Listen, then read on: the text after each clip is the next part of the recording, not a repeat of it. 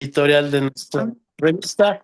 Y quiero darle la bienvenida a quienes van a participar en este webinario: a Imanol Ordorica, Sebastián Koch, Luis de Stefano Beltrán y Ernesto Bustamante, que participan desde Perú, Gabriel Ramírez Torres desde el Ecuador, Juan Mejía Trejo aquí en México. Un saludo a todos ustedes y mi agradecimiento por estar en este webinario. Me da mucho gusto porque estamos iniciando una nueva etapa de la RESU, que como saben ustedes inició en 1972 con Alfonso Rangel Guerra, siendo secretario general de la ANUYES, y con una pretensión, digamos, notoriamente científica, destinada a promover estudios sobre la educación superior, datos, etcétera. Luego caímos en un periodo pues muy institucional, le llamaría yo, donde los directores de la revista eran los secretarios generales de nuestra asociación, y pues entonces se convirtió más en un órgano de divulgación de las actividades de la Secretaría, hasta que don Felipe Martínez Rizo la rescató, cayó en sus manos la revista, y yo creo que de entonces hasta la fecha la revista ha venido evolucionando, se ha venido consolidando poco a poco al ritmo de los tiempos. Pues fue incorporando arbitrajes, fue incorporando otras medidas que aseguran la calidad de la revista. Con Imanol logramos la indexación en los catálogos internacionales y la implementación de algunos procesos automatizados. Roberto Rodríguez, un poco antes, le dio, digamos, terminó de darle ese perfil académico que inició con el doctor Martínez Rizo.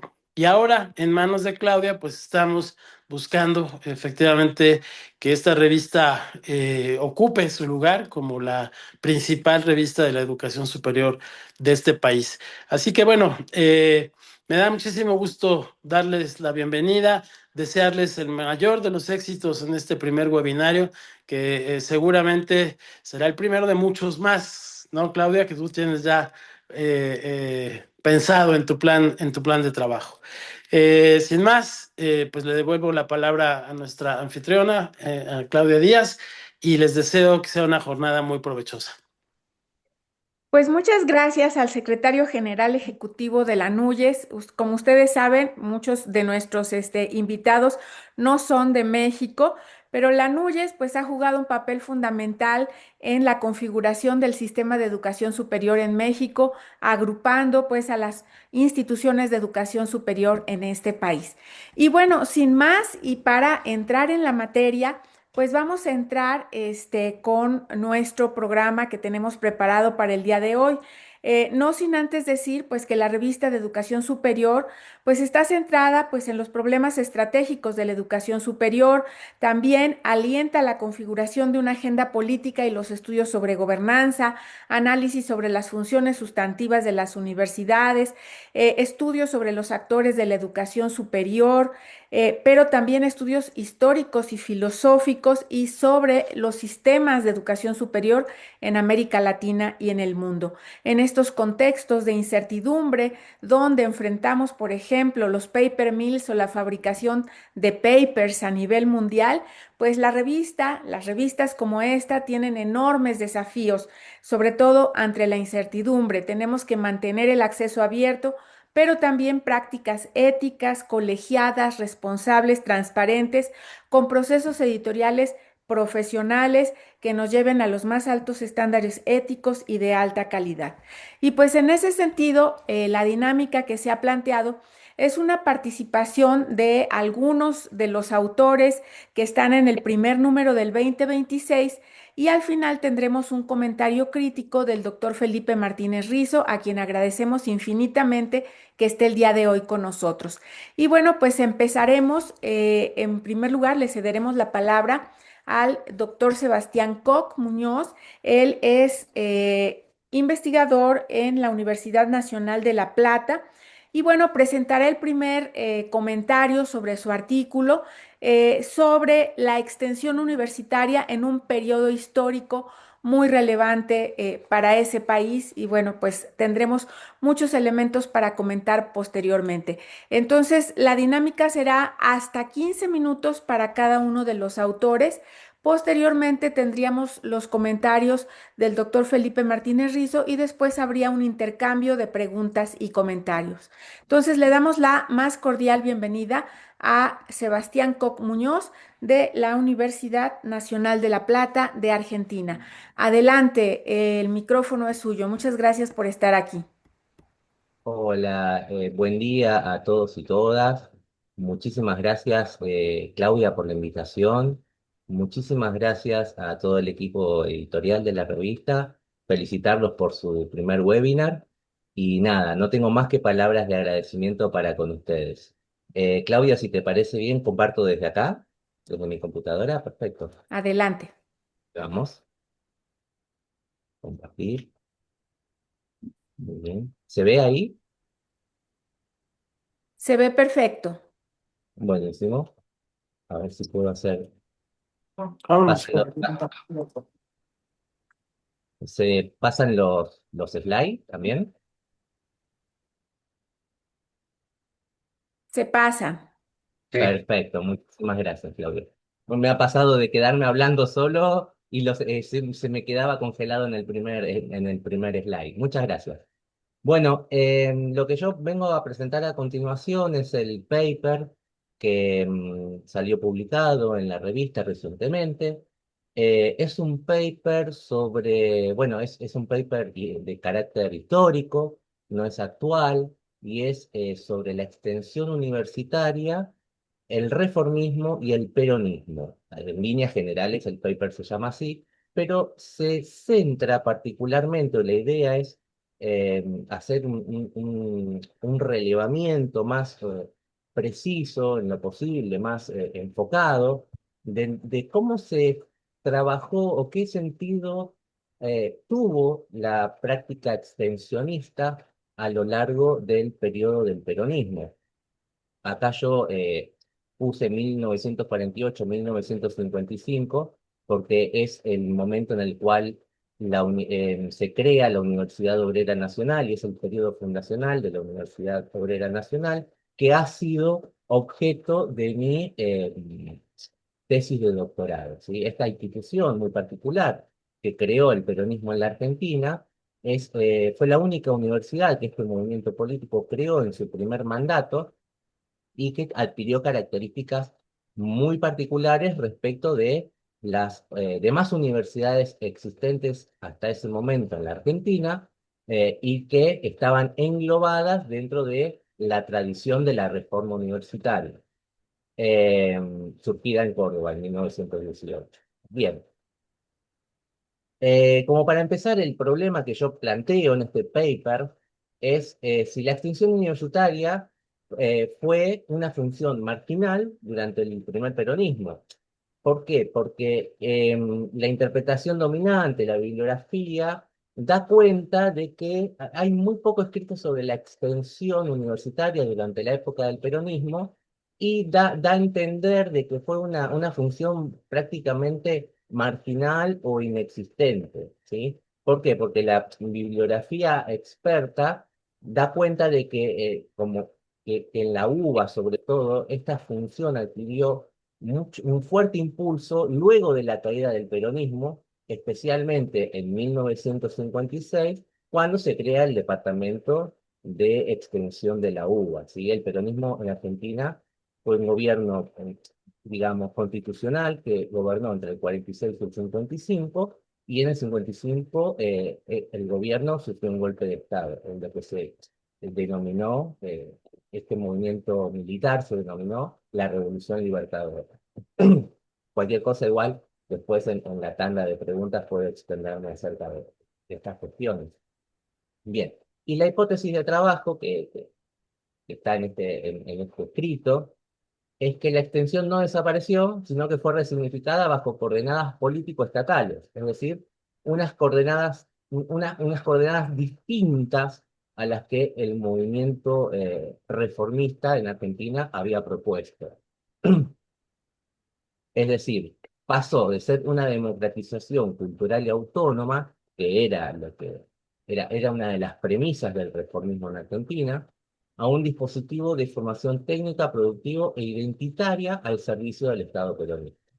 Esta más o menos es la hipótesis que planteo. Bien, en cuanto a la metodología, podemos decir que el trabajo es de un enfoque cualitativo, es una investigación documental histórica, que se apoya básicamente en cuatro grandes eh, cuerpos documentales, podríamos decir, que son leyes y decretos, publicaciones oficiales, ¿sí? Esta universidad, la Universidad Obrera Nacional, dependía de una agencia del Estado, de una dependencia llamada Comisión Nacional de Aprendizaje y Orientación Profesional. Entonces, esta agencia publicaba una revista, que era, o mejor dicho, dos revistas, que eran la revista de la Universidad Obrera Nacional para la Universidad Obrera y la revista Aprendizaje para todas las demás escuelas e instituciones dependientes de este organismo que se dedicaron o que se centraron en la formación de recursos técnicos, ¿sí? De escuelas de educación técnica. Bien, tenemos también resoluciones institucionales de la Universidad Obrera Nacional y del rectorado de la UTN también. Y otro corpus que trabajé en este paper fueron los manuscritos del vicerrector de esta institución que hace poco fueron donados justamente a esta universidad para que fueran parte del corpus documental que los investigadores podemos acceder bueno, a relevar, a revisar, a pesquisar, digamos, ¿no? Bien, la tradición reformista de 1918 en Argentina tuvo antecedentes en lo que a extensión refiere, y podemos marcar tres así grandes hitos hasta llegar, obviamente, hasta el 18, que son Oxford y Cambridge, que propuso una matriz culturalista de la extensión universitaria, ¿sí? Se llamó el University Extension Movement, eh, con una difusión del saber con vocación obrerista, ¿sí? Había cierta idea de extensión de la universidad hacia el mundo obrero. En 1907, en la Universidad Nacional de La Plata, podemos citar que en esta universidad, que es la que yo me he formado, Joaquín B. González, que fue el fundador, propuso de que la universidad tenga ciclos de extensión universitaria o conferencias de extensión universitaria. Es decir, que distintos intelectuales llevaran adelante una conferencia de ciclos para bueno, especialmente con el mundo obrero, con la cuestión social que estaba muy candente hacia principios del siglo XX en la Argentina.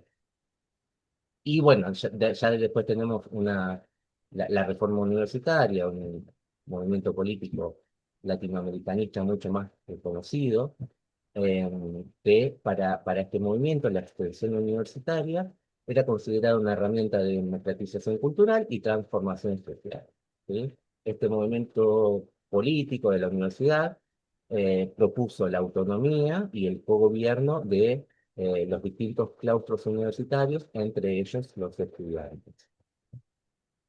Bueno, a grandes líneas no me quiero extender mucho con estas cuestiones de corte histórico, de sucesos, pero si es necesario, obviamente en la ronda de preguntas podemos profundizar si es que ustedes desean.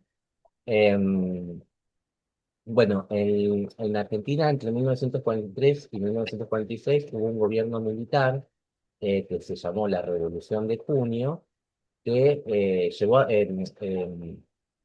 buscó que la universidad tuviera, o que la sociedad en general tuviera una reorientación hacia el catolicismo, y en este sentido, este gobierno militar intervino en las universidades existentes hasta ese momento, que eran seis, las intervino, y los interventores eran eh, funcionarios o cuadros políticos de la Iglesia Católica, lo cual llegó a una confrontación muy fuerte con el reformismo universitario, con los intelectuales de la universidad, que tenían una matriz más bien de, uno puede decir, liberal democrática o progresista.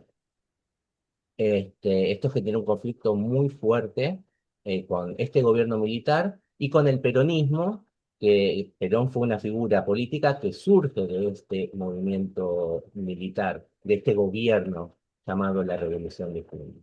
Bueno, acá como detalle, en el 43, a grandes rasgos, en el 43 fueron intervenidas en Argentina en las universidades del Litoral y Cuyo, y bueno, como recién acabo de señalar, se designaron figuras del nacionalismo católico. En 1945 hubo represiones a las manifestaciones estudiantiles y la Federación Universitaria Argentina, reformista, se integra a lo que se llamó la Unión Democrática, que era el Frente Antiperonista que iba a ir a elecciones en 1946.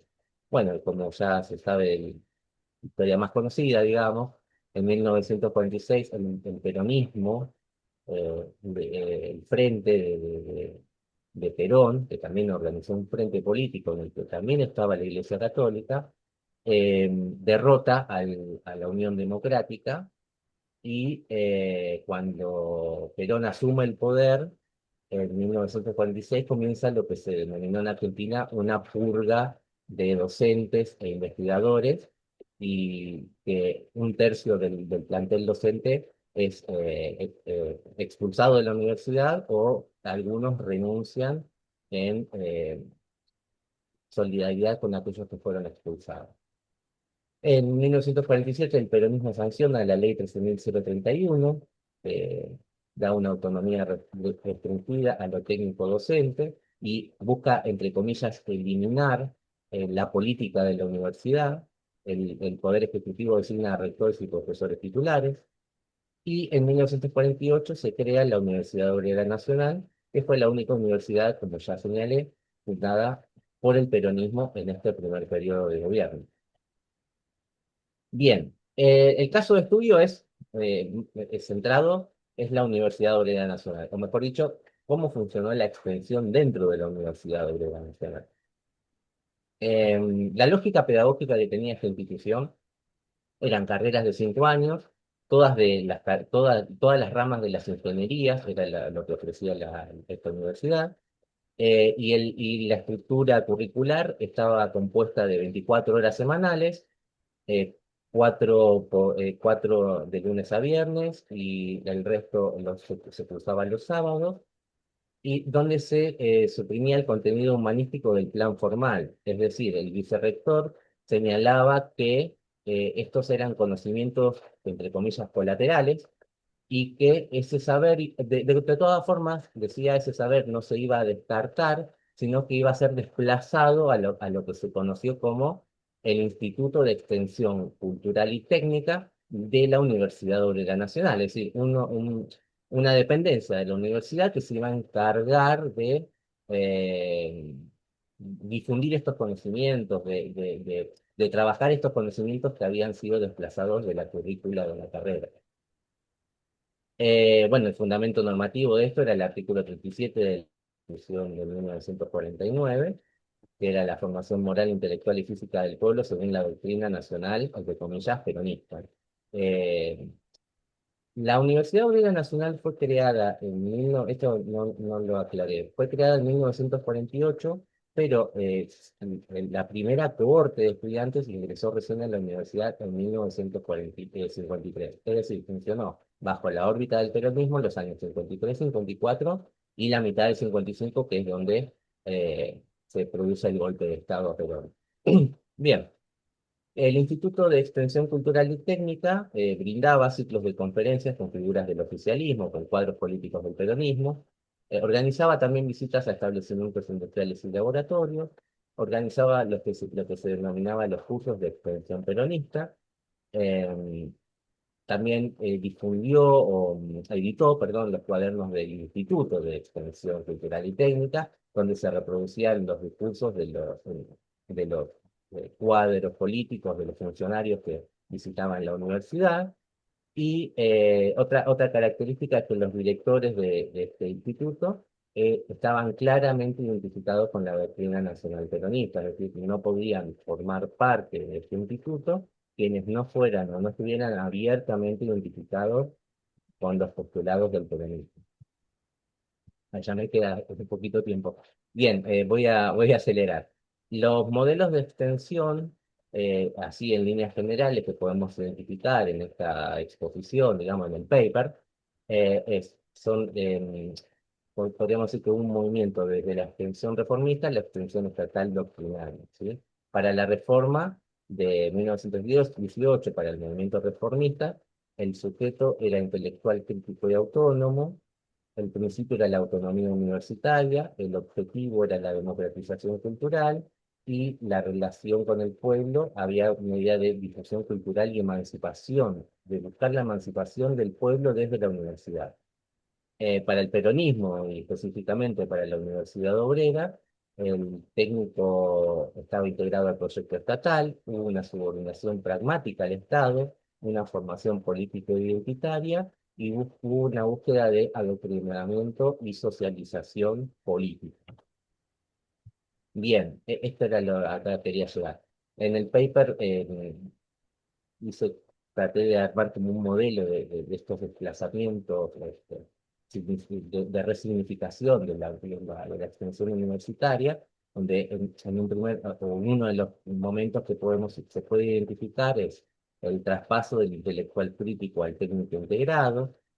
Acá señalo que el reformismo promovía al universitario como agente cultural autónomo, y el peronismo impulsó al profesional inserto en un proyecto estatal de desarrollo. De la autonomía a la subordinación programática, la extensión reformista presuponía independencia del poder político. La peronista se integró explícitamente a un horizonte doctrinario definido por el Estado.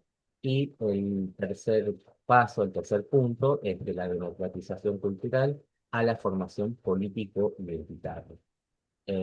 O sea, si en el primer caso se buscaba expandir el acceso al conocimiento, el segundo orientaba a la extensión, a consolidar una identidad colectiva, alineado con la doctrina oficial del Estado, podríamos decir. Bien, entonces, en conclusión, la extensión universitaria, o lo que busco exponer en este paper, es que la extensión universitaria no desapareció, como plantearía la bibliografía, sino que se resignificó, ¿sí? La evidencia documental no indica ausencia ni debilitamiento, lo que hay es un desplazamiento semántico e institucional. Hay una resignificación.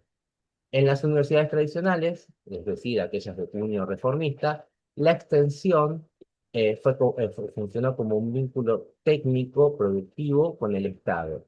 O sea, si bien tuvo un lugar secundario en las universidades reformistas, hubo un desplazamiento y se buscó cierta vinculación de lo técnico productivo con el Estado. En la Universidad Obrera, en cambio, la extensión fue una pieza estructurante y funcionó más bien como una complementación curricular y buscó de manera explícita la formación político-doctrinaria de los estudiantes dentro obviamente, de la doctrina nacional del peronismo. La controversia expresó una disputa más amplia por el sentido del conocimiento y el rol de la educación en el orden social. Bien. Bueno, como llegué justo creo que con el tiempo, le pido disculpas al resto del panel. La reflexión final que quería dejar era que, bueno, que la extensión universitaria constituye una categoría analítica privilegiada para comprender la disputa por la organización especial de la universidad en la Argentina de mediados del siglo XX. Elegí esta frase, pero bueno, nada, la podemos poner a discusión, podemos debatirla, podemos, nada, problematizarla si ustedes desean, obviamente. Así que bueno, perdón por dejar de compartir. Ahí está. Bueno, les pido disculpas por el poquito tiempo que me pasé. Muchísimas gracias, Claudia. Y bueno, quedo a disposición de lo que decida el comité de la red. Muchas gracias. Muchas gracias, Sebastián Koch, por tu interesante presentación. Creo que es efectivamente una de las funciones menos estudiadas, menos abordadas, y bueno, pues reflexionar históricamente sobre ella resulta pertinente para abonar a la discusión sobre el derrotero de la misma. Vamos a pedirle, por favor, a Luis de Estéfano Beltrán de la Universidad Peruana Cayetano Heredia, y Ernesto Bustamante del Congreso de la República del Perú, que nos hagan favor de en 15 minutos presentarnos lo más relevante de su escrito presentado en la revista número 217. Sabemos que el tiempo es muy apretado, una disculpa por ello. Pero bueno, pues la palabra es suya, Gabriel Ramírez Torres. Adelante. Y al final de las presentaciones tendríamos unos momentos para comentarios, Sebastián, y los demás autores también. Adelante, Luis de Estéfano. No te escuchamos. Si quieres, activar tu micrófono.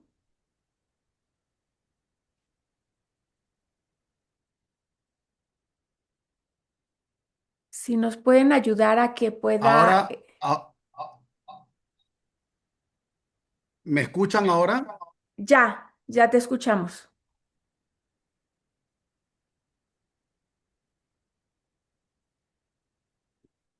Bueno, eh, tengo un problema con el...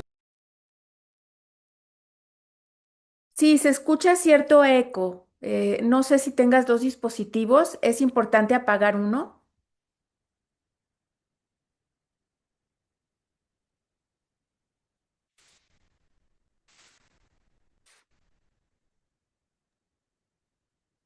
Bueno, eh,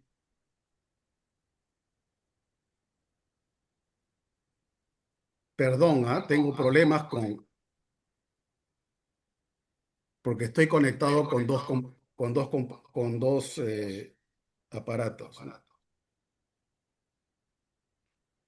Sí, habría que quitarle el sonido a uno de ellos por completo. Ya, ahora Muy sí bien, me quedé adelante. con la laptop, que tengo un problema de volumen. Ok, ¿me escuchan bien? Sí, Ok, muchas gracias por la invitación. Buenos días con todos.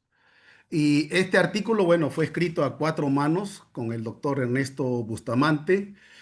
Él ha sido también profesor durante muchos años en la Universidad Cayetano Heredia, donde yo trabajo ahora. Ahora es congresista de la República. Ok, entonces, en nuestro artículo, nuestro ensayo quiso concentrarse en la situación peruana, aunque no hemos podido evitar que muchas de las críticas que, que señalamos a la universidad pública peruana, pues también tocan, creo, a muchas de las universidades hispanoamericanas. Y en el caso peruano lo que hacemos es criticar un poco el poco rol que ha tenido la universidad pública en crear identidad en el país. Por ejemplo, decimos algo tan sencillo como que la primera universidad de investigación del mundo se estableció en Alemania en 1810 y sin embargo en el Perú, según la última ley universitaria, recién se estableció como obligación de hacer investigación en las universidades el año 2014, o sea, 200 años un poco tarde, ¿no? Entonces, en todos los países desarrollados, siempre cuando ha habido crisis nacionales, los estados han recurrido a las universidades para búsqueda de soluciones. En el Perú no ha ocurrido así. Tenemos una universidad que se autogobierna, y ahí tengo que lamentar un poco la influencia del movimiento de la Universidad de Córdoba del año 1918, ¿no? Con la asamblea universitaria, el cogobierno estudiantil, que realmente creo que es un gran problema, por lo menos en el Perú, no sé en Argentina, pero por lo menos en el Perú no ha funcionado. Entonces, nos hemos permitido presentar varias soluciones o alternativas que podrían mejorar la universidad pública peruana. Me voy a concentrar en algunas de las que hemos presentado. Para comenzar, bueno, proponemos que vengan campus universitarios o permitir o incentivar que vengan campus universitarios remotos de universidades extranjeras para fomentar la competencia, ¿no? Toda competencia es bienvenida y realmente termina solamente por beneficiar pues, al consumidor en el caso de productos o al, al país en general. También la creación de universidades abiertas siguiendo el modelo británico de la Open University. Y ahora sí me quiero concentrar en el problema que tenemos de una, reclamamos una nueva gobernanza de la universidad. No tengo una presentación, me están preguntando si tengo un PPT. No, no, no, no tenemos. Así que estamos haciendo esto a capela. Eh, queremos reclamar una nueva gobernanza para la universidad pública eh, peruana, ¿no? No creemos que el sistema actual de una asamblea universitaria, etcétera, etcétera, como quizás en muchas de las universidades latinoamericanas funcione. Proponemos, por ejemplo, que las autoridades no sean elegidas ni por la asamblea ni por elección universal, donde voten trabajadores, profesores, autoridades, estudiantes, un voto por cada uno de ellos. No creemos en el que la universidad sea como una comunidad universitaria, ¿no? Creemos que la universidad debe servir al país, ¿no? No a sí misma. Y por lo tanto reclamamos que que las autoridades, empezando por el jefe de departamento, decano, rector, sean seleccionados por concurso público, no solamente nacional, sino internacional, ¿no? Por ejemplo, a mí me gustaría que alguien que fue decano, por ejemplo, de la Universidad de los Andes en Colombia, de repente puede venir al Perú y ser rector de una universidad nacional. ¿Por qué no? ¿Por qué no? ¿No? Traería un punto de vista completamente nuevo, ¿no? Ideas frescas, ¿no? De la universidad colombiana a la universidad peruana y viceversa, ¿no? O sea, no tenemos movilidad en Hispanoamérica. Usted va a una universidad de Cusco y solamente encuentra profesores cusqueños, ni siquiera hay profesores limeños, ¿no? Usted va a Arequipa y en la universidad pública solamente hay profesores arequipeños, nada más, ¿no? Entonces creemos que la endogamia académica, muy prevalente en la universidad peruana y en algunas hispanoamericanas, es un gran problema, ¿no? Entonces, no perpetuamos las mismas formas de hacer, de pensar y no... Y esto mi coautor y yo somos biólogos. Entonces, para nosotros la endogamia lo vemos con ojos de biólogo. Entonces, la endogamia, el inbreeding, lo que causa es una degeneración de los genes, ¿no? Entonces, cada vez las ideas, las formas de gobernar una universidad se van degenerando. No traemos ideas nuevas, nuevas formas de despellejar un gato, como dicen en Estados Unidos, ¿no? Entonces, ese es un gran problema. Y también reclamamos una mayor internacionalización de la universidad peruana. Nos gustaría ver profesores con turbantes de la India, profesores chinos, profesores árabes, profesores argentinos, colombianos, que tomen café, o sea, que los estudiantes puedan tomar café con profesores de todas partes del mundo. Eso es lo que nos gustaría ver, ¿no? No solamente profesores peruanos, ¿ya? Entonces, eso es algo que queremos o nos gustaría ver en la universidad pública peruana. Y finalmente, también reclamamos una enseñanza en el idioma inglés para algunas carreras, como sucede en Filipinas y en muchos países árabes. Y ya para terminar, y antes de pasarle la voz el turno a mi colega, es que la universidad solamente otorgue grados académicos, bachiller, máster y doctorado, y no título profesional. Que los títulos profesional o licenciatura sean otorgados por agencias fuera de la universidad. La universidad no puede fabricar el producto y darle el control de calidad, ¿no? Ok, Ernesto, continúa, por favor.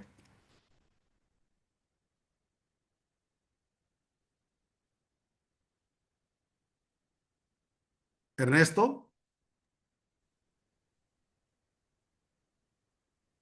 tienes el micrófono apagado, Ernesto.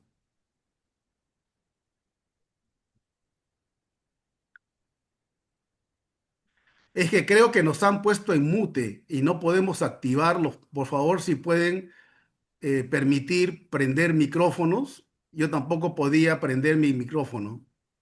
Ahora Ya sí, está. ahora sí. Ya, ahora sí. Muchas gracias. Gracias, Luis. En primer lugar, mi agradecimiento a los organizadores de este evento en RESU, José Luis Cuevas y Claudia Díaz, que están aquí presentes. Para continuar con la presentación que acaba de hacer el doctor De Stefano, yo quería agregar algo de contexto para que se pueda comprender cómo es que la Universidad Peruana se diferencia de otras universidades en Hispanoamérica y en el mundo, ¿no? Hasta hace 40 años, en el Perú, solamente había dos tipos de universidades. Las universidades, las universidades nacionales, o sea, las que pertenecen al Estado, y luego las universidades eh, privadas, pero privadas sin fines de lucro. O sea, en realidad, en el Perú tenemos el orgullo de tener, conjuntamente con México, con la ahora Universidad Autónoma, la que en su momento era la llamada Universidad de Lima, hoy Universidad Nacional Mayor de San Marcos, fueron las primeras universidades en el continente americano, hace casi 500 años. Eh, Durante 400 años solamente hubo universidades tipo San Marcos, o sea, universidades del Estado. Pero hará 100 años aparecieron universidades eh, eh, que no tenían como dueño el Estado, pero tampoco tenían como dueño a personas o a empresas.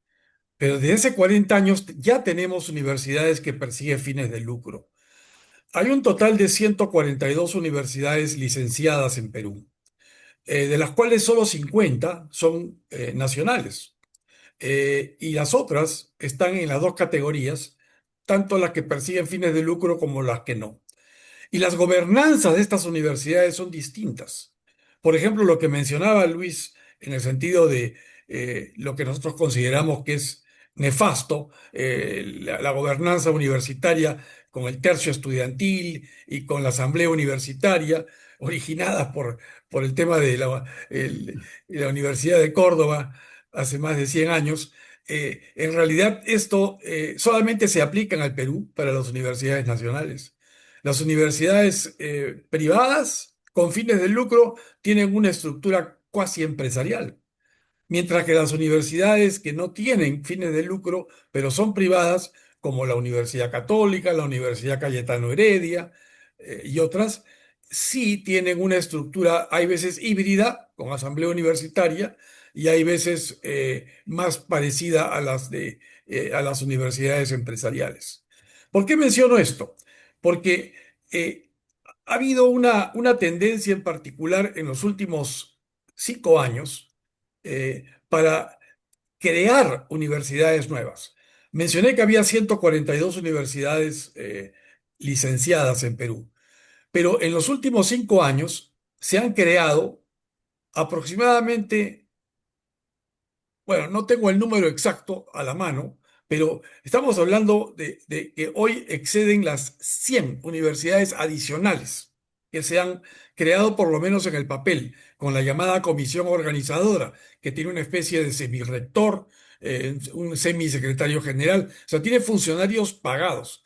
Son universidades nacionales, que tomará seguramente 5 o 10 años para que completen su ciclo y se conviertan en universidades de pleno derecho, pero siempre y cuando sean licenciadas por la autoridad nacional que se llama SUNEDU en Perú.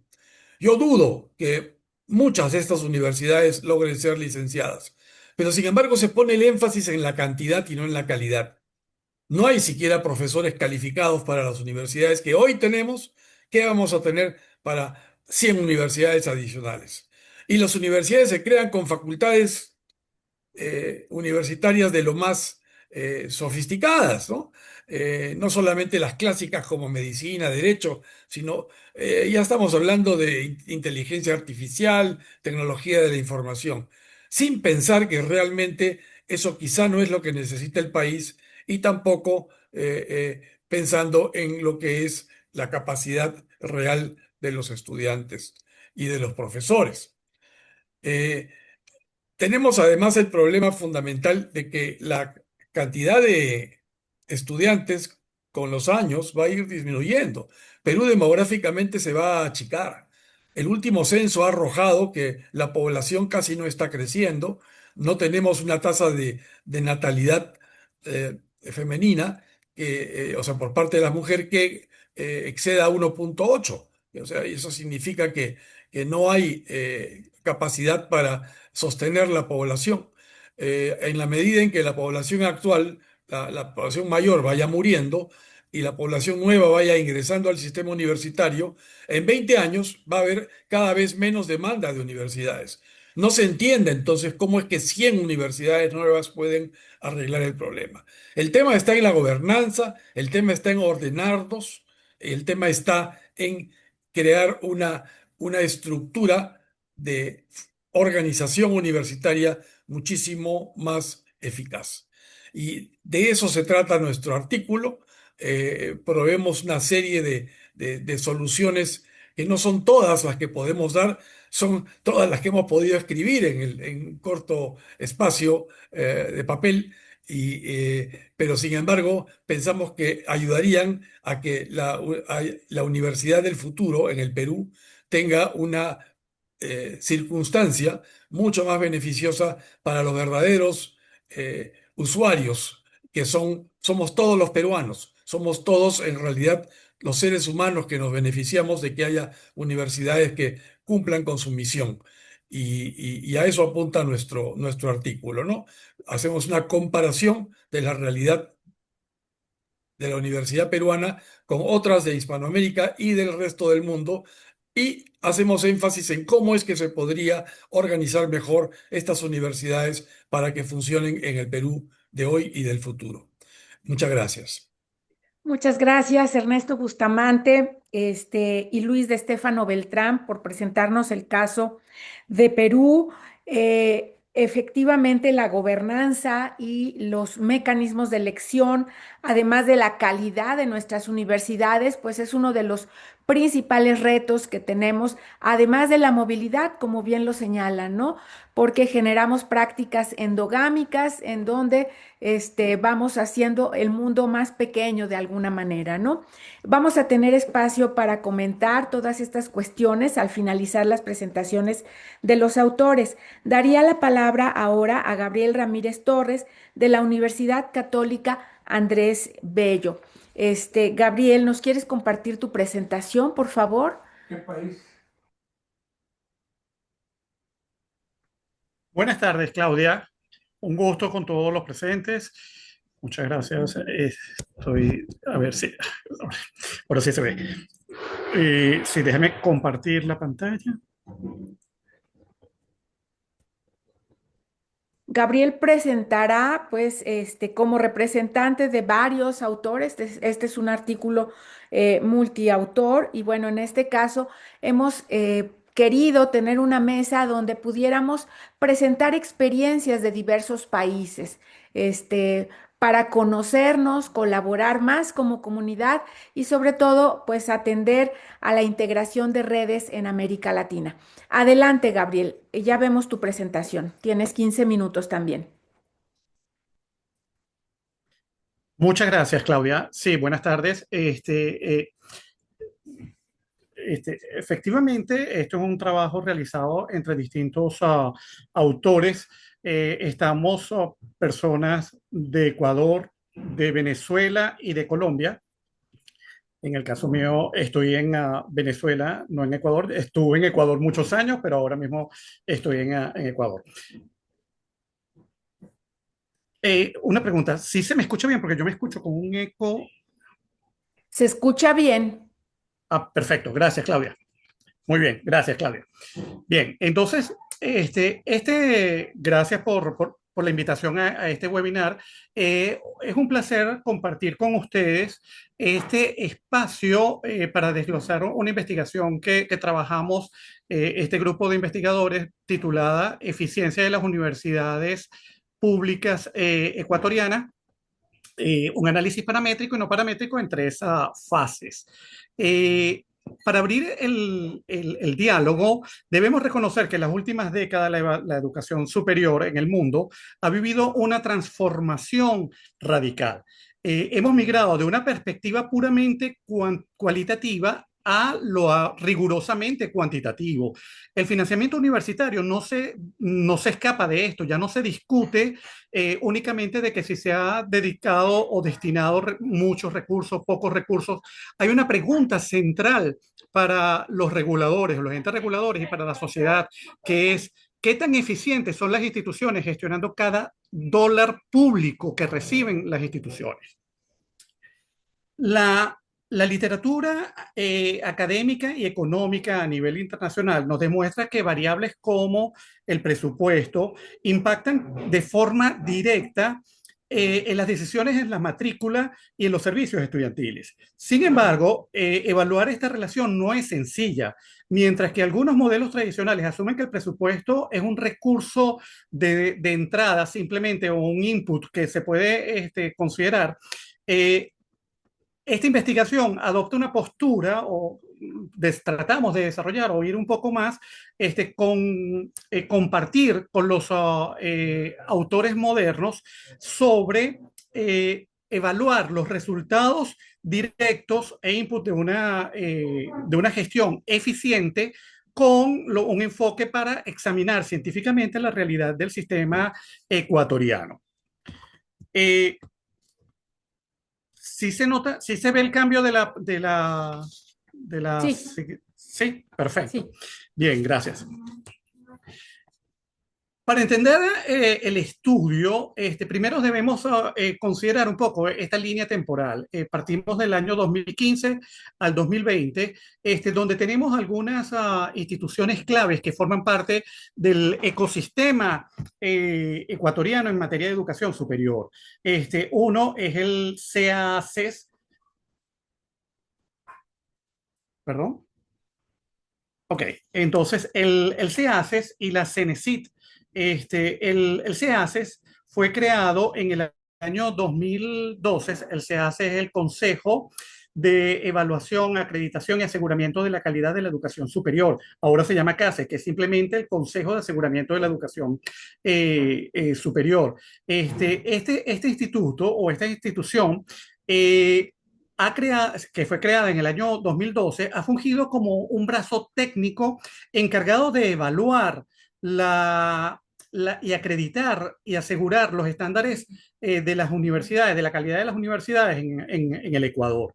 Por su parte, la CENESID, que es la Secretaría Nacional de Educación Superior, Ciencia y Tecnología, fue creada en el año 2010 y tiene un rol un poco más financiero. Esta institución se encarga básicamente de planificar el sistema y se encarga de asignar los presupuestos a las instituciones de educación superior públicas en el Ecuador. Entonces, históricamente, entre el 2013 y el 2018, la CENESID aplicó un modelo que buscaba premiar la excelencia, pero de una forma inercial, ¿ok? Básicamente, lo que buscaba era asignar presupuestos insuficientes, que terminaban siendo insuficientes para la operación básica de las universidades.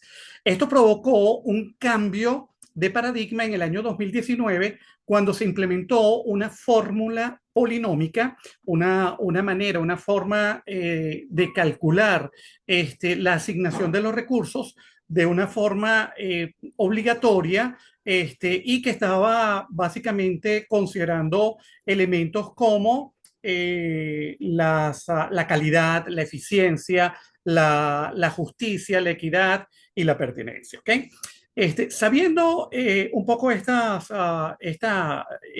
entorno, este contexto, Las reglas también muestran que esta fase temporal que señalamos de alguna manera acá, nos sirvió para considerar el análisis de 25 universidades públicas distribuidas en todo el territorio ecuatoriano, siendo la provincia de Guayas la que mayor representación o concentración de universidades tuvo, con 5 instituciones públicas. Esta ventana de 6 años estudiado desde el 2014-15 hasta el 20, nos muestra de alguna forma una película que captura los años previos a la reforma, a la implementación en el año 2019 de la fórmula polinómica que les mencionaba, y de un año atípico como fue el año 2020, con todas las contracciones económicas que hubo no solo en el Ecuador, sino a nivel mundial. Entonces, aquí también se muestra un poco todo lo que fueron las 25 instituciones educativas que fueron consideradas para analizar desde el punto de vista de la eficiencia y la asignación de los recursos públicos en el Ecuador. Bien, ahora pasamos a una tercera parte que vamos a llamar como el core de la investigación, que de alguna manera muestra ese enfoque híbrido de 3 fases en donde se combinan los métodos paramétricos y no paramétricos en el ámbito de nuestra investigación. Paramétricos, que tenemos el análisis, el panel de datos, y análisis o métodos no paramétricos como el análisis envolvente de datos, ¿ok? Entonces, el análisis envolvente de datos en la fase 1, que está mostrada aquí en la lámina, básicamente lo que nos sirvió fue fijar una serie de inputs que a través de un modelo de rendimientos variables a escala. Con este enfoque metodológico pudimos identificar una serie de variables que las consideramos como inputs, que son estas 8 variables que tenemos acá, junto con 2 variables de salida que consideramos que fueron variables de salida o de resultados en los outputs, que fueron el presupuesto y los artículos científicos publicados, ¿ok? En este paso, el DEA sufre de alguna forma, podríamos llamarlo, de un efecto dimensional, ¿ok? Es un modelo con muchas variables que si consideramos muchas variables matemáticas, al final termina teniendo como debilidad que pareciera que forza a que todas las unidades que se estén analizando terminen siendo eficientes o pareciendo que son eficientes cuando en realidad no lo son. Por eso justamente consideramos desde el punto de vista de la investigación incorporar un elemento no paramétrico, que era el panel de datos, como de alguna manera un filtro, ¿ok? Un filtro que nos permitió de alguna forma evaluar la evolución temporal de las instituciones al mismo tiempo, ¿ok? Por una parte, la evolución temporal e institucional de las 25 universidades consideradas a la vez, ¿ok? Esta herramienta nos permite de alguna forma aplicar pruebas estadísticas rigurosas como la prueba de Lagrange, Pesaran, para validar si esta técnica podía utilizarse. Y efectivamente, una vez que aplicamos la prueba de Hausmann, con Pesaran y Lagrange, definimos que el panel de datos era la mejor técnica que describía o que podíamos utilizar para identificar variables significativas dentro del modelo. Y efectivamente, posteriormente obtuvimos que de todas estas pruebas, tanto de Hausmann como el panel robusto para minimizar efectos de la heterocedasticidad, es decir, de las variaciones que podían tener los errores del modelo, generaron al final 4 variables que resultaron ser de esas 10 variables que teníamos, 4 resultaron ser significativas, ¿ok? O que tenían algún tipo de impacto o relevancia dentro de la asignación de la eficiencia de las universidades ecuatorianas. Una vez que ya identificamos esas 4 variables, pasamos de nuevo a una tercera fase, que fue nuevamente evaluar la eficiencia de del modelo, pero ya con un DEA de alguna forma un poco más refinado, un poco más robusto desde el punto de vista de identificación de las variables identificación de las variables que se tenía. Entonces, con esto, de alguna manera, lo que estábamos eliminando era ese ruido estadístico que podíamos tener con las 10 variables inicialmente consideradas, ¿ok? Entonces, justamente, como les digo, al final obtuvimos 4 variables que resultaron ser significativas, como lo fueron la actividad económica, si se trataba de una universidad politécnica, si se trataba de una universidad que tenía un número de carreras, el número de carreras era otra de las variables consideradas, y el número de profesores también como variables significativas. Con estos resultados, fíjense que fue bien interesante porque nos permitió evaluar que en la fase 1 obtuvimos de las 25 universidades, aparentemente había 68%, es decir, 17 de las 25 universidades resultaron ser eficientes para las 8 variables que habíamos analizado. Una vez que filtramos, una vez que habíamos considerado el filtro, escuchando, ¿verdad? Sí. Sí, ok, perfecto. Gracias, Claudia.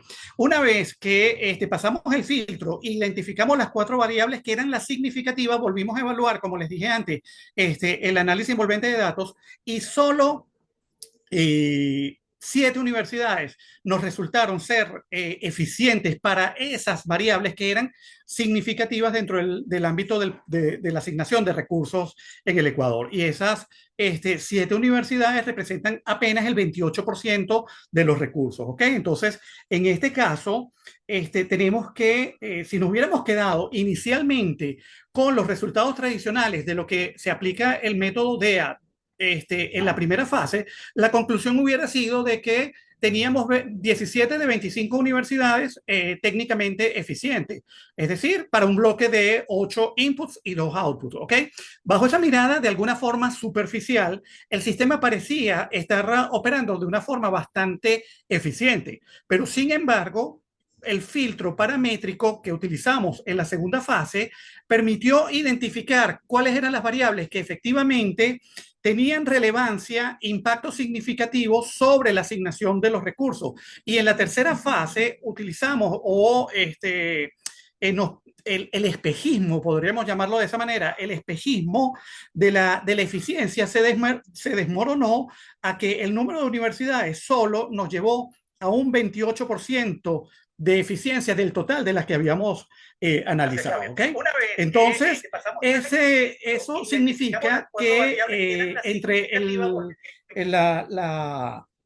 el periodo considerado del 2010 a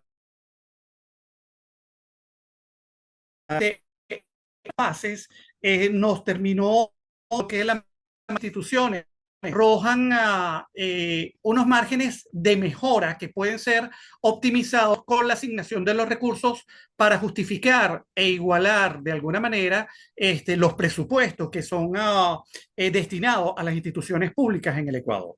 ¿Ok? Bien, para ir cerrando y dando cumplimiento con el tiempo asignado, y ya un poco al final todo lo que esta investigación realizada entre el grupo de investigadores, como les dije, que la mayoría nos dedicamos a trabajar temas de economía de la educación en Ecuador, en Venezuela, Colombia y en España, podemos reflexionar de alguna manera sobre las implicaciones prácticas y metodológicas que nos arroja este estudio. ¿Ok?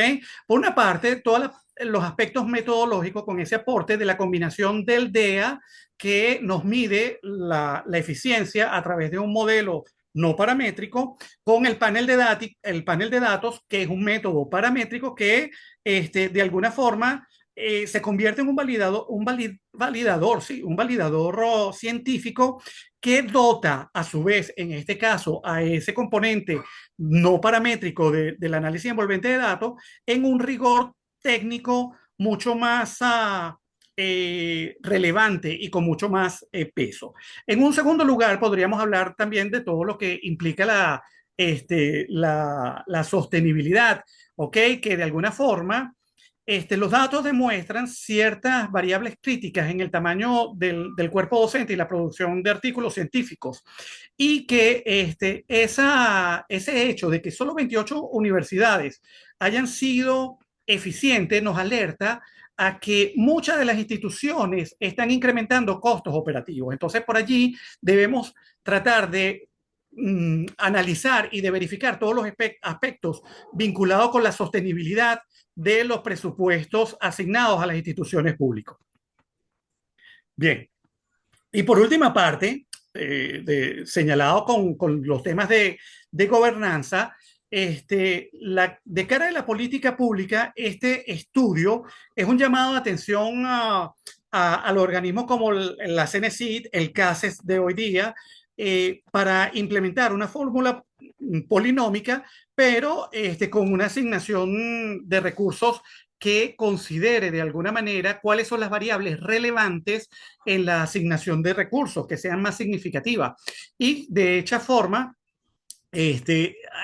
cerrar de alguna manera la transparencia y la optimización de los fondos públicos en la educación superior, tanto en el Ecuador, en este caso, como en América Latina, y que no sean simplemente una asignación de recursos como una opción más, que es lo que termina haciéndose en muchos de nuestros países, y que se haga de una forma más ajustada a criterios técnicos, éticos y con posibilidades de sustentabilidad, ¿ok?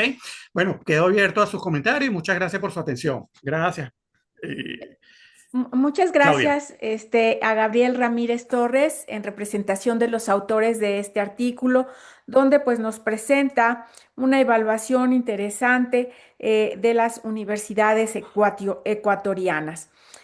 A continuación, y bueno, en el marco de los problemas y desafíos de la universidad pública en el contexto actual, este primer webinario de la RESU, pues cede la palabra ahora a una propuesta desde México que presentará nuestro colega Juan Mejía Trejo del Centro Universitario de Ciencias Económico-Administrativas de la Universidad de Guadalajara.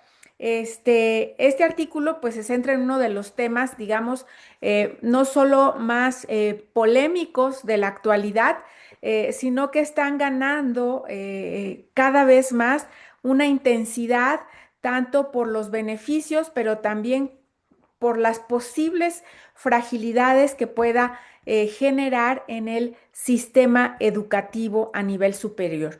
Y bueno, me refiero a la inteligencia artificial. Entonces, Juan, tenemos a continuación tu presentación.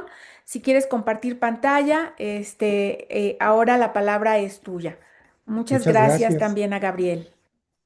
A ver, eso sí.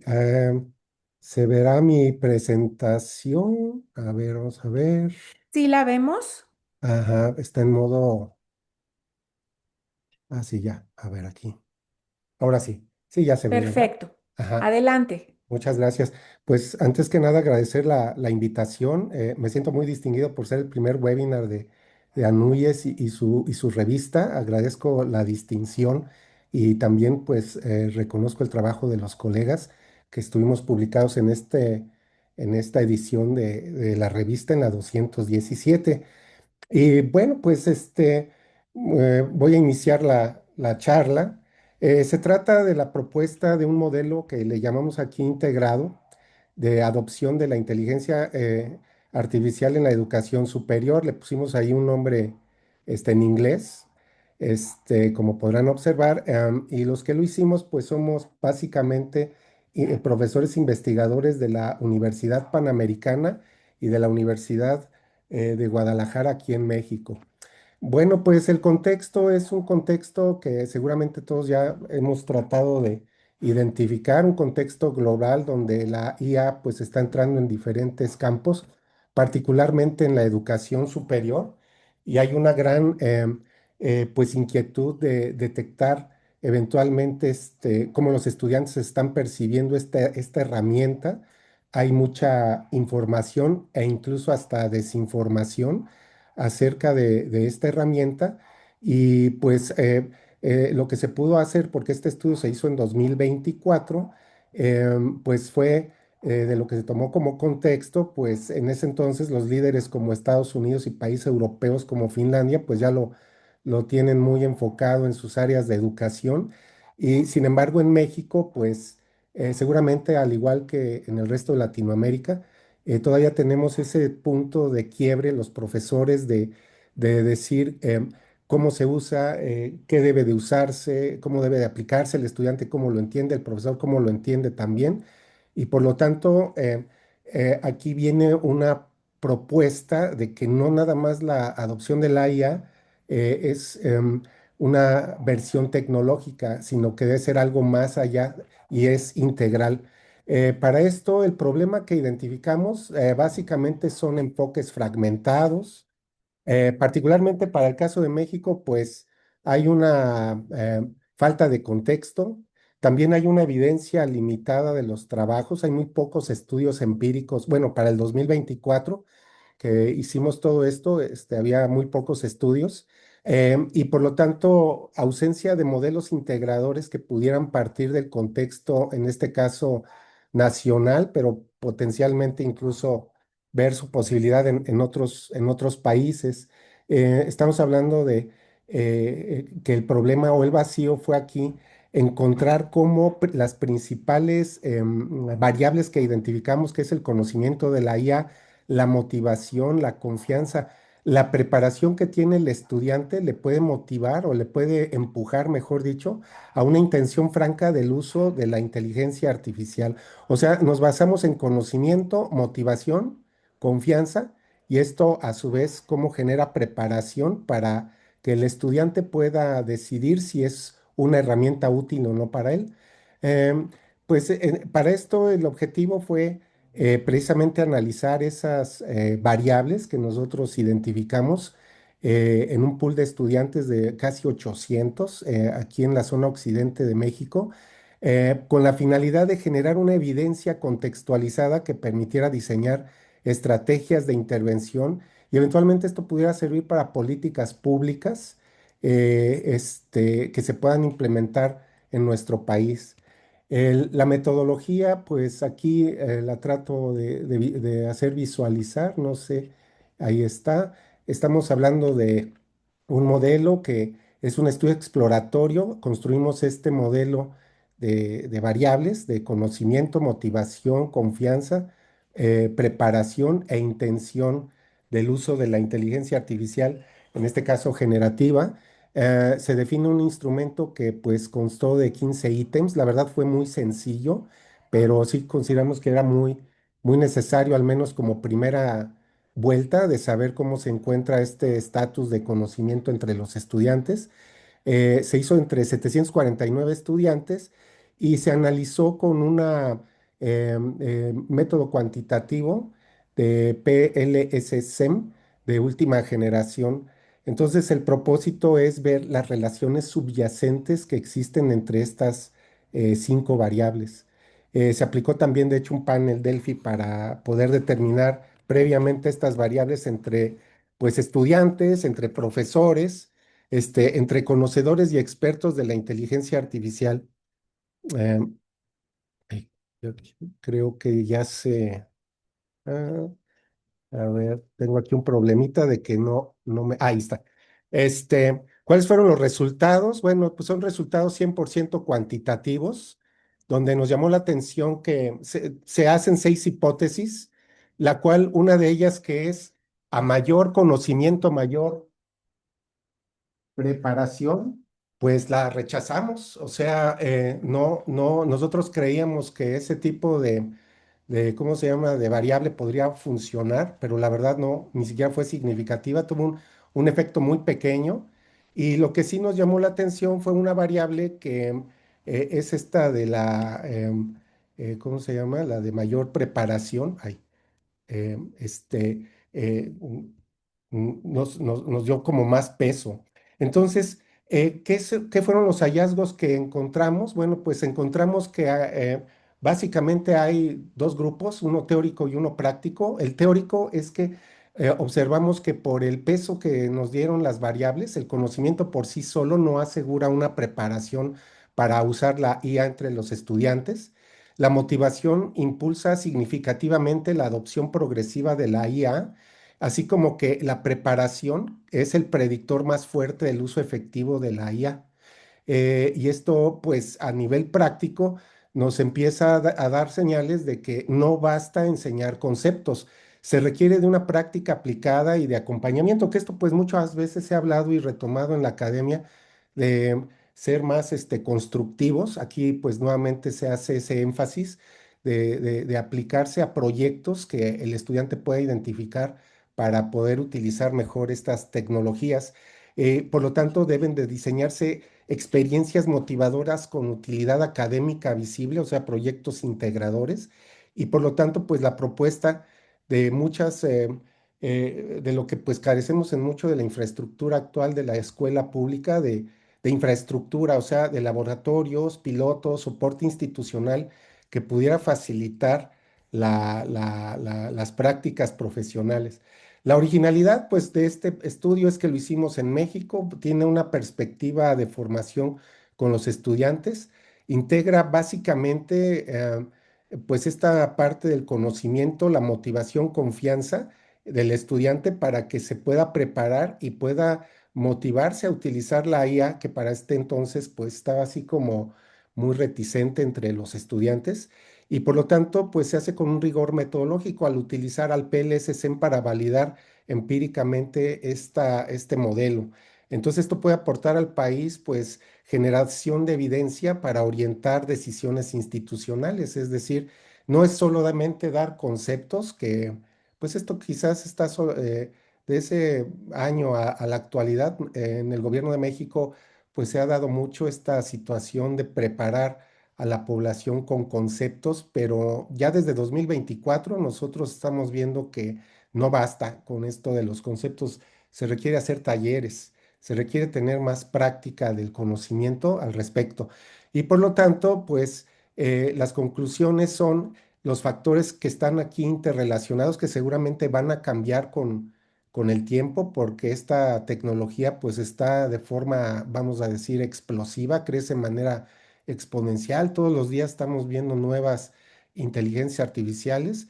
Yo acabo, por cierto, de producir otro libro que se llama Una siguiente generación de la inteligencia artificial, que ya no es la generativa, es la agéntica. Y agéntica es lo que viene para el próximo futuro presente, diría yo, donde pues básicamente pues se crean nuevas versiones de cómo manejar la IA generativa y por lo tanto pues la motivación y la confianza, así como el conocimiento, pues van a requerir mayor alfabetización en la población de los conocimientos de la IA, pero más que nada basado en la experiencia. Debe ser esto más experiencial para no perder la oportunidad. Las aportaciones para nuestro país, pues por lo pronto nosotros pretendemos dar este modelo para hacer una validación y una expansión, porque utilizamos una técnica que, digamos, en las áreas de económico-administrativas es muy reconocida, la de análisis estructural, en el cual pues son modelos que tienden a ser válidos o se les exige mucho el rigor para que el modelo tenga validez. Entonces nosotros esto pues consideramos que podría ser una muy buena base para una política pública en México, de no partir de supuestos o de ideas, sino más bien pues partir de hechos que ya estuvieron medidos y por lo tanto desarrollar competencias en IA, políticas y lineamientos nacionales, así como investigación continua y longitudinal, porque sí se requiere tener estudios que validen las políticas públicas y que se estén como si fuera esto un termómetro, verificando si estas variables siguen siendo vigentes o se sigan tendiendo a solapar o eventualmente a considerar otras, por ejemplo, el trabajo en red. Tenemos otro trabajo, por cierto, que le llamamos Scope, que es un trabajo, es un modelo que habla acerca de cómo el siguiente paso es verificar que este modelo se pueda complementar en el trabajo de red colaborativa. Pero bueno, pues por lo pronto este es nuestro trabajo y agradeciendo mucho a Núñez y a la revista Educación Superior que nos hayan podido publicar. Muchas gracias. Pues muchas gracias a Juan Mejía Trejo. Creo que la investigación recolecta pues evidencia sumamente interesante y relevante efectivamente para ir delineando políticas, lineamientos para su uso. Y bueno, pues ya podremos conversar también sobre la diferencia entre lo que llaman preparación y conocimiento. Creo que es un punto muy relevante también para su uso en las instituciones de educación superior. Dos cuestiones, antes de ceder la palabra a nuestro comentarista. El doctor Imanol Ordorica tuvo una situación de emergencia, se disculpa por no estar acá. Y bueno, pues eventualmente continuaremos con estos seminarios y podrá incorporarse. De esta manera, pues vamos a ceder la palabra directamente a nuestro comentarista, que es el doctor Felipe Martínez Rizo, a quien pues le agradecemos mucho que esté aquí. El doctor Felipe Martínez Rizo pues es conocido en México y Latinoamérica. Es uno de los pilares de la educación en nuestro país. Fundó el Instituto Nacional para la Evaluación de la Educación, el Doctorado Interinstitucional en Educación, entre otras cosas. Y actualmente pues contamos con él como parte del consejo editorial de la revista. Entonces, sin más, yo le cedería la palabra al doctor Felipe Martínez Rizo para que posteriormente podamos abrir el micrófono para sus preguntas y comentarios. Muchas gracias también al doctor Juan Mejía Trejo por su interesante presentación. Adelante, doctor Felipe.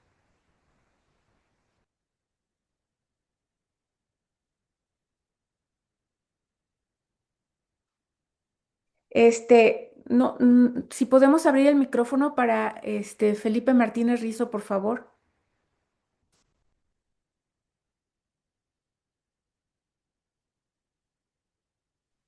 A ver, ¿ahora me escuchan? Sí, perfecto, adelante. Muy bien. Bueno, pues en primer lugar agradezco la invitación que me han hecho eh, Claudia como directora de la RESU y en general el equipo de la NUYES para comentar estos trabajos que han aparecido en el número más reciente de la revista.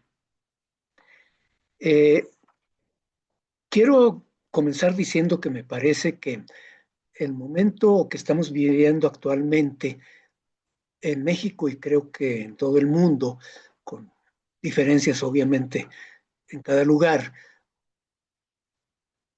incluye tantos cambios, tantas cosas nuevas, diferentes, en todos los terrenos, en lo económico, en lo social, en lo político, en lo tecnológico, el cambio climático, la inteligencia artificial, etcétera, etcétera, etcétera, que requieren de parte de las universidades, de las instituciones de educación superior, eh, una reflexión profunda para no quedarse atrás, porque si no lo hacen, corremos el riesgo de que nos pase lo que les pasó a las universidades medievales a finales del siglo XVIII, cuando en muchos casos desaparecieron y en otros casos tuvieron que cambiar profundamente porque no se pusieron al día, no se actualizaron con todos los cambios que estaba viviendo el mundo en aquella época, en la época de la modernidad, de la ilustración, y entonces pues la Revolución Francesa, por ejemplo, la suprimió en Francia, etc. Yo creo que si las instituciones de educación superior actuales no hacen un esfuerzo muy importante de revisión, los historiadores de la educación superior del siglo XXII a lo mejor van a decir lo mismo de las del siglo XXI, van a decir por las universidades del siglo XXI murieron porque no se pudieron poner al día enfrentando los cambios por los que pasaba el mundo en su momento. Dicho esto, creo que un órgano como la RESU puede ser un foro interesante para intercambiar ideas en este contexto en el que las universidades requieren de revisión profunda de su misma naturaleza. Y me parece que la RESU, como se acaba de ver ahorita, con presentaciones de personas de Argentina, de Perú, de Ecuador y de México, pues convoca a personas de todo el continente, y por eso pues creo que puede ser un foro valioso para esto. Felicito a la Núñez, felicito a Claudia por este esfuerzo de empezar esta nueva etapa bajo la dirección de Claudia de una manera muy activa, y pues en lo que pueda voy a tratar de aportar algo con los comentarios que voy a hacer. Quiero comenzar presentando explícitamente la postura que yo tengo con respecto a la investigación educativa, porque en estas épocas, como íbamos a ver, lamento que no lo veamos con el artículo de Imanol sobre las discusiones ideológicas actuales, pues precisamente estamos en un momento en el que estas son muy fuertes, y en el campo de la investigación educativa hay posturas que yo no comparto, de parte de corrientes posmodernas que plantean diferencias entre tipos de investigación, la tradicional o ya viejísima oposición cuantitativo-cualitativo, pero otras muchas oposiciones de ciencia femenina, ciencia masculina, ciencia blanca, ciencia negra, ciencia del norte, ciencia del sur, como si fueran cada uno de estos campos que requieren de epistemologías distintas. Yo no comparto eso. Obviamente no estoy solo en mi postura. Yo apelo a una obra de 2002 de un comité de la AERA, la American Educational Research Association, un comité que nombró la AERA para discutir estas cosas, encabezado por un gran investigador, Rick Shavelson, que concluye pues que hay muchos tipos de investigación, no solo cuanti quali, sino muchos más, y que en todas puede haber trabajos de muy buena calidad y de muy mala calidad, pero que no implican epistemologías diferentes. Epistemológicamente deben de aceptar una serie de principios, de requisitos, de rigor, de calidad, que todos tendrían que respetar, sea cual sea su enfoque particular. Dicho esto, entonces sí paso a hacer los comentarios a los artículos que hemos escuchado.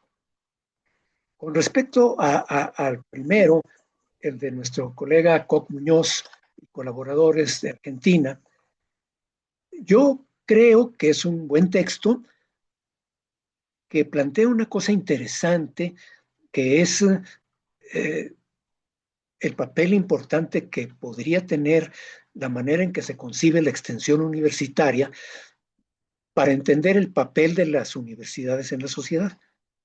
A propósito del caso que nos presentó de la Universidad Obrera Nacional en Argentina. Yo creo que tiene razón en esto que dice, y me parece que es un ejemplo de cómo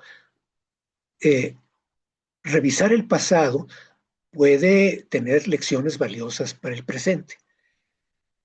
Lo que yo les comentaría a los colegas argentinos es que para los que no somos argentinos, pues nos resulta difícil entender el contexto de qué se trata.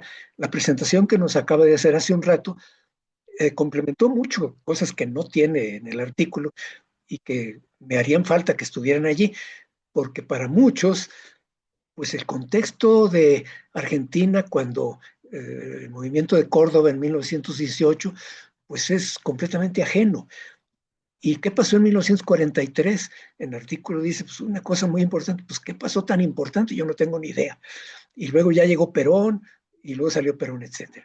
Entonces yo creo que la revista, manteniendo desde luego la política de invitar a pensadores o investigadores de todo el continente a que manden trabajos, sí debería de pedirles que contextualizaran lo que ellos escriban para lectores que no sean de sus propios países. Esto en cuanto al primer trabajo. En cuanto al segundo de los colegas de Stephanie Bustamante, sobre las universidades peruanas, con todo respeto, me parece pobre. Me parece un ensayo no muy sólido. Me parece que la bibliografía que utiliza no es la mejor sobre las situaciones de las universidades en el mundo. La revisión de la universidad alemana, etcétera, me parece muy superficial y las referencias a autores como Jared Diamond y Collapse o Andrés Oppenheimer, pues no me parece que sean los autores más relevantes para educación superior. Y de hecho, las 9 propuestas en las que termina el ensayo que nos fueron presentadas, pues me parecen muy disparejas, cuestiones importantes, pero muy complejas que habría que discutir mucho más a fondo, como todo lo relativo a la gobernanza, hasta cuestiones mucho más menores, como el papel, la enseñanza del inglés, los campus remotos, las universidades abiertas, que se tratan de una manera que a mí me parece superficial. Bien, esto en cuanto al segundo texto. En cuanto al tercero del colega Ramírez Torres y sus colaboradores sobre la eficiencia de las universidades en Ecuador, universidades públicas, yo encuentro que es un trabajo con un planteamiento ambicioso, con una metodología sofisticada, que yo debo decir abiertamente que no manejo y que por lo tanto no soy el mejor opinador sobre qué tan sólidamente se utiliza o no. Eso, pues espero que los que hayan dictaminado el artículo sí lo sean, no lo soy yo. Pero me parece que esa metodología sofisticada no empata con la cantidad de información que se tiene, con la calidad de la información que se tiene, y encuentro cosas que conceptualmente, no estadísticamente, pero conceptualmente me parecen o muy obvias o no muy consistentes. El que, por ejemplo, haya una relación entre el producto económico de una región y el presupuesto de las universidades, pues me parece que es bastante lógico, como lo es el que el número de carreras tenga que ver con eso, o si son instituciones politécnicas. Pero, de hecho, encuentro confuso el considerar a los presupuestos como output. Yo los veo más del lado input, pero en fin. Y por otro lado, el otro output fundamental del número de artículos científicos publicados, aparte de que la calidad de los datos sobre eso suele ser bastante pobre, pues es que yo creo que las universidades públicas en Ecuador, precisamente su tarea principal no es la investigación, sino la docencia. Y entonces a mí me parecerían outputs mucho más relevantes, por ejemplo, ver la eficiencia terminal de los programas, el porcentaje de los que terminan con respecto a los que comenzaron, o más aún, mucho mejor, más fino, el porcentaje de los egresados que consiguen trabajo en un lapso razonable y en áreas afines a lo que estudiaron, y el porcentaje de los que tienen sueldos decorosos, de los egresados, etcétera, porque me parece que juzgar la eficiencia de las universidades que casi no hacen investigación con base en el número de artículos científicos publicados, pues me parece que no aguanta. Este sería mi comentario con respecto al tercer artículo. Con respecto al del colega Mejía Trejo de la Universidad de Guadalajara y sus colaboradores, pues a diferencia del anterior me parece un trabajo con una metodología sofisticada pero muy consistente y que empata muy bien con el tema, con las preguntas de investigación, y además pues, me parece muy relevantes, muy acotadas, preguntarse cómo influyen los factores que nos señala conocimiento, motivación, confianza, preparación, en la intención de utilizar inteligencia artificial, pues me parece unas preguntas claramente investigables, bien planteadas. Y entonces comenzar con un panel Delphi y focus group y luego el análisis jerárquico complementado con la revisión de literatura para identificar los factores para un instrumento para la obtención de datos, para un cuestionario que me parece que está bien hecho, tipo escala Likert, y luego una muestra muy bien calculada que se aplica a una cantidad de personas mucho más amplia que el mínimo que requerirían lo que dice la teoría de muestreo, y luego un análisis bastante bien hecho para mostrarnos cómo influyen los diferentes factores y demás, pues me parece realmente un muy buen trabajo. Pues con esto termino el comentario. Reitero lo que dije al principio en el sentido de que en este momento que estamos viviendo, creo que las universidades y en general las instituciones de educación superior necesitan ponerse en un proceso de revisión, de autorrevisión, de autoanálisis, de autocrítica muy profundo para ver todo lo que tienen que cambiar para enfrentar los retos que nos está planteando el mundo en el que vivimos, incluyendo, y en esto pues me refiero a lo que Imanol no presenta, que iba yo a comentar y también había preparado. Él plantea la cuestión de la transición de una época dominada por el pensamiento neoliberal a una época de polémica ideológica y presenta una serie de ejemplos bien hechos, es un artículo bien hecho, de Estados Unidos, de Argentina con Milei, de Brasil con Bolsonaro, de Hungría, etcétera, para ver cómo está el ataque ideológico de la derecha ultraconservadora a las universidades, acusándolas de ser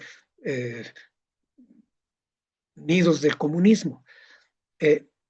Y bueno, obviamente, efectivamente, yo creo que Trump, Bolsonaro, Milei, Orbán, pues sí, son descritos bien, o las políticas que ellos plantean, pero me parece que al artículo de Imanol le falta toda la otra lada, toda la otra cara de las guerras ideológicas, que es la parte del posmodernismo, que en las universidades de élite de Estados Unidos, en las áreas de humanidades, de letras, etcétera, es fuertísimo y tan intolerante como la derecha.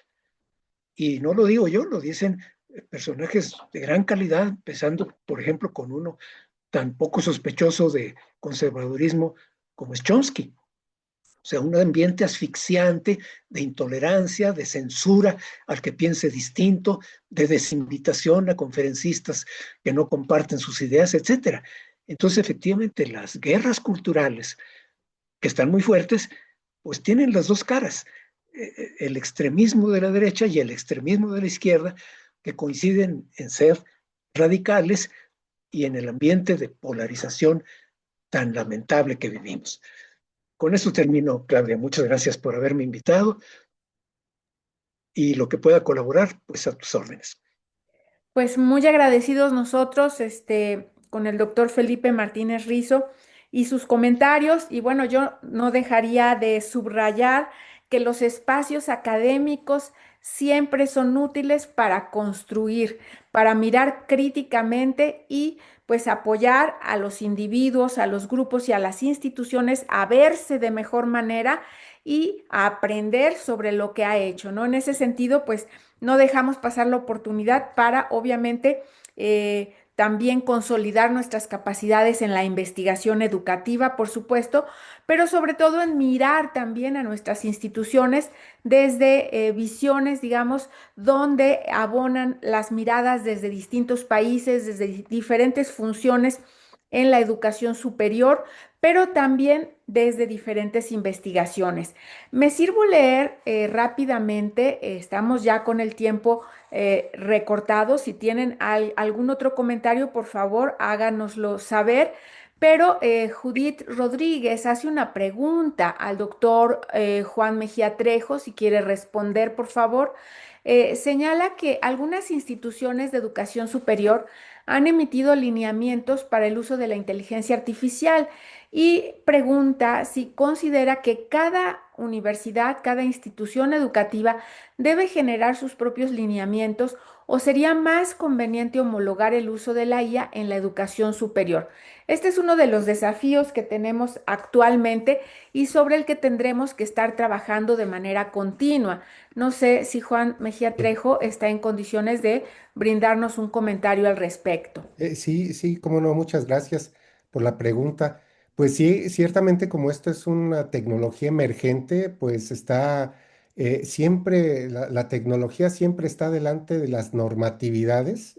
Entonces, algo que puede ser como contención, si se puede decir, es el esfuerzo que están haciendo varias universidades como UNAM, UAM en México, UDG, en donde han dado una serie de prerrogativas de uso, más que nada enfocadas a la ética. Este, y ciertamente este tipo de trabajos que en Anuyes tenemos oportunidad de publicar, pues esperemos sirvan como, vamos a decir, semilleros para que las autoridades puedan tomar en cuenta la academia. Algo que comentaban, por cierto, en Perú acerca de gobernanza. Yo creo que es algo que, por cierto, está muy descuidado, que las universidades somos todo un sistema o un ecosistema bastante robusto como para poder aportar, pero pues los gobiernos no nos quieren ver.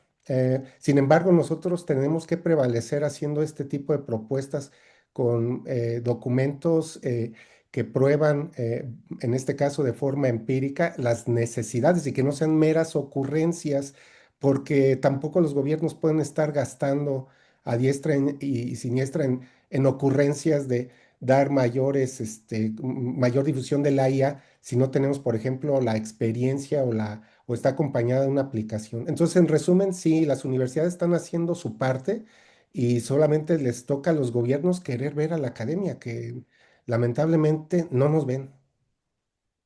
Así es. Y si quiere saber algo más la señorita o la persona que preguntó, tengo un libro de descarga abierta que si puede buscarme en Google, se llama Inteligencia Artificial y su impacto en la educación superior de México. Ahí expongo toda toda un historial previo que se está haciendo con esfuerzos de educación de las principales institutos y de educación superior, instituciones, y ahí puede usted, bueno, podrán ver ellos un panorama general. Ahí se hace toda una recopilación de cómo está la situación de ese momento, ¿verdad? Sí, gracias. Bueno, pues muchas gracias al doctor Juan Mejía Trejo, uno de los panelistas. Pues al no haber otra pregunta sobre la mesa, daría la palabra al director de publicaciones de la NUYES para cerrar este evento. Mientras tanto, pues les agradezco a todas y todas su participación, a los autores, a nuestros comentaristas. Y bueno, pues seguiremos con estos esfuerzos por intercambiar, coordinarnos y seguir construyendo comunidad desde una perspectiva crítica, siempre aprendiendo y viendo que podemos hacer investigación más sólida que se refleje también en políticas públicas y universidades de mayor calidad. Muchas gracias a todas y todos y le cedo la palabra al licenciado José Luis Cuevas. Adelante, José Luis. Muchas gracias, Claudia, por darme la palabra. Quiero agradecer a todas y todos ustedes por acudir a este primer llamado, a este primer webinario de la RESUM, en este caso y de manera muy particular el número 217. Agradezco a ustedes por estar aquí, agradezco a ustedes también en nombre del doctor Luis Armando González Plasencia, secretario general ejecutivo de ANUYES, quien pues tuvimos la compañía de él en el inicio de estos trabajos.